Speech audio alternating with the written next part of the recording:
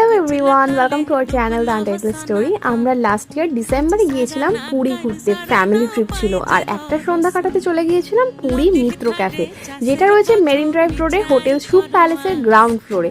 আর খাবার দাবারের কোয়ালিটি ছিল জাস্ট অসাধারণ।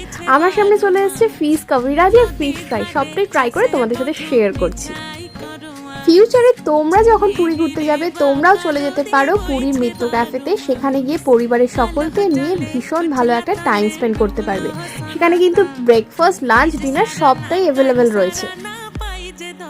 তো আমরা এখন মিত্র ক্যাফে পুরীতে বসে আছি, আর এখানে খাওয়া দাওয়া করে ভীষণ ভালো লেগেছে। খাবার কোয়ালিটি জাস্ট টু গুড। মানে যেরকম কলকাতা মিত্র ক্যাফে গিয়ে ভালো লাগে, এখানে এসেও মানে ইভিনিংটা এখানে কাটিয়ে আমাদের ভীষণ ভালো লাগলো খেয়ে।